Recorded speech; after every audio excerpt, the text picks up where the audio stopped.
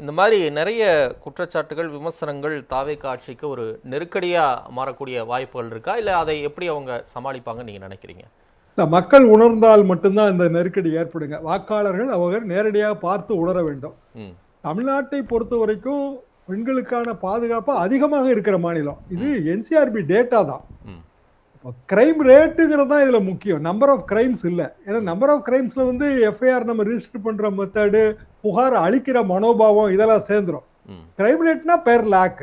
ம். 1,00,000க்கு எத்தனை கிரைம், அதுல பெண்கள் குழந்தைகளுக்கு எதிரான கிரைம் எவ்வளவுன்னு பார்த்தா உண்மையிலேயே ரொம்ப குறைந்த மாநிலங்கள்ல ஒன்று வந்து தமிழ்நாடு. திமுக ஆட்சியிலே அது பொருந்தும். இன்றைக்கு கூட இப்ப இருக்கிற இந்த ஒரு மாச ஆட்சிக்கு அது பொருந்தும். அப்படி நம்ம பார்க்க கூடாது. அப்ப சிங்கப்பெண் அதிரடி படைங்கிறது ஏற்கனவே இருந்த முறைகளின் அல்லது ஏற்கனவே இருந்த அதிரடி படைகளின் நீட்சி, அவ்வளவுதான். ஆனால் உண்மையிலேயே இப்ப ரொம்ப தேவைப்படுவது எதுன்னா சைபர் ஸ்டாக்கிங் தான். வாயரிசம் ரெண்டும் வந்து ரொம்ப தேவைப்படுது. அதற்கான ஸ்பெஷல் அரேஞ்ச்மெண்ட் இருக்கிற மாதிரி தெரியல. வாயரிசம் வந்து மாபெரும் ப்ராப்ளம். ஏன்னா அந்த அளவுக்கு வந்து ஷாப்பிங் மால்ஸ் பெருகி இருக்கு. அந்த அளவுக்கு வந்து சின்ன சின்ன டவுன்ல எல்லாம் ஷாப்பிங் மால் வந்துருச்சு. அதுல ட்ரெஸ் சேஞ்ச் ரூம்ஸ் இருக்கு. அங்கெல்லாம் வாயரிசம் ப்ராப்ளம் வந்துகிட்டே இருக்குது. ஒன்று. இன்னொன்று சைபர் ஸ்டாக்கிங். இன்டர்நெட் அதிகமாக பயன்பாட்டுக்கு வர்றதுனால ஈவன் ஒரு 10th ஸ்டாண்டர்ட் கேர்ள் கூட சைபர் ஸ்டாக்கிங்ல அவஸ்தைப்படுறதெல்லாம் நம்ம கேள்விப்பட்டுட்டு தான் இருக்கிறோம். அதற்கான பயிற்சி வந்து இந்த சிங்கப்பெண் அதிரடி படைக்கு வேணும். ஒரு மாசத்துக்குள்ள எல்லாம் பயிற்சி கொடுப்பதற்கு வழியே இல்லைங்க. இப்ப எப்படி எடுத்திருக்கிறாங்க அப்படின்னா, கீழே வந்து ஏற்கனவே இருக்கிற பெண் போலீஸாரிடம் யாருக்கு ஆப்ஷன் இருக்குன்னு கேட்டு அவங்கள உள்ள இன்டெக்ட் பண்ணியிருக்காங்க, அவ்வளவுதான். புதிதாக வந்து இவர்கள் ஆயிரக்கணக்கான போஸ்டிங் கிரியேட் பண்ணி அவங்களுக்கு தனியான பயிற்சி கொடுத்து அதுக்கு பிறகுதான் இது உண்மையான உருப்படியான முயற்சியாக இருக்க முடியும்.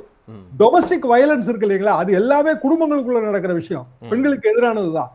அது குறித்த விழிப்புணர்வெல்லாம் நம்ம ஏற்படுத்துறோம். குழந்தைகளுக்கான அபியூஸ் ஆஃப் சில்ட்ரன் அதுவும் வந்து குடும்பங்களுக்குள்ள ஏற்படுறது. இதற்கான விழிப்புணர்வை ஏற்படுத்தணும். அதை வந்து முதலமைச்சர் ஒரு வகையில அதை தொட்டு காட்டினார்னா நான் புரிஞ்சுக்கிட்டேன்.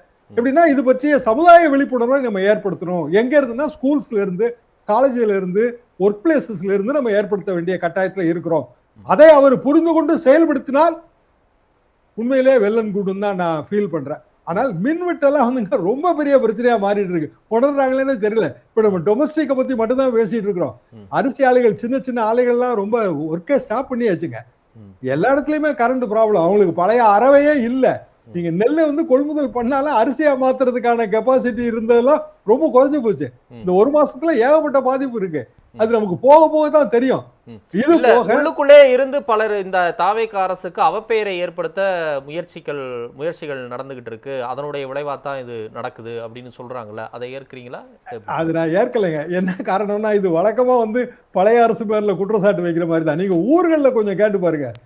ஊர்கள்ல வந்து சின்ன சின்ன எம்எஸ்எம்இ எல்லாமே பாதிக்கப்பட்டிருக்குங்க. குறிப்பாக இன்னைய தேதிக்கு நமக்கு கரண்ட் தேவைப்படுகிற அரிசி ஆலைகள் அது ரொம்ப பாதிக்கப்பட்டிருக்கு.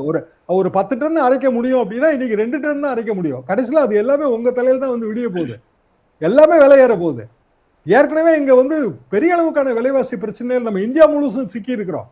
அப்போ முதலமைச்சர் நிறைய விஷயங்கள்ல சிக்கனத்தை கடைபிடிக்க வேண்டிய காலம் இருக்கு. அதாவது இவ்வளவு பெரிய கான்வாய் தேவையில்லை. உண்மையிலேயே வந்து சிங்கப்பெண் அதிரடி படைக்கு இவ்வளவு பெரிய யூனிஃபார்ம் செட்டப்பே தேவையான எனக்கு சந்தேகமா தான் இருக்கு.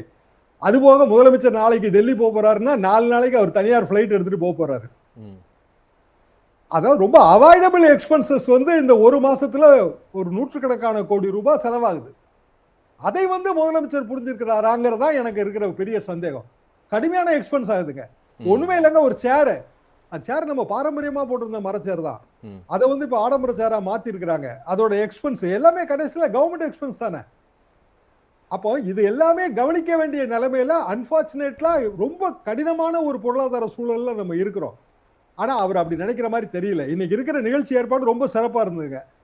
ஆனால் அதற்கான கேமரா செட்டப்ல இருந்து ஏற்பாடு பூரா தனியார் கான்ட்ராக்ட், சினிமா கான்ட்ராக்ட். அப்ப அந்த செலவெல்லாம் யாரோட எக்ஸ்பென்ஸ்ல வரப்போகுது, யாரோட எக்ஸ்பென்ஸ் ஷீட்ல வரப்போகுது? யோசிச்சு பாருங்க. இன்னைக்கு இருந்த நிகழ்ச்சி எத்தனை ஆங்கிள்ஸ் உங்களுக்கே தெரியுமே. நீங்க வந்து சேம் மீடியால இருக்கிறீங்க. இதோட பட்ஜெட் என்னங்கிறது உங்களுக்கு நல்லா தெரியும். அது போக ஏற்கனவே ஒரு தடவை இது ஏற்பாடாகி கேன்சல் பண்ண ப்ரோக்ராம் தான். ஒவ்வொரு கேன்சலேஷன்லயும் கவர்மெண்ட்டுக்கு எவ்வளவு செலவு வருது. நிறைய அளவுக்கு சிக்கனம் பிடிக்க வேண்டிய ஒரு காலகட்டத்தில் நம்ம இருக்கிறோம். ஆனா அன்பார்ச்சுனேட்லி இந்த முதலமைச்சர் வந்து ஆடம்பரத்தை விரும்புகிறார்.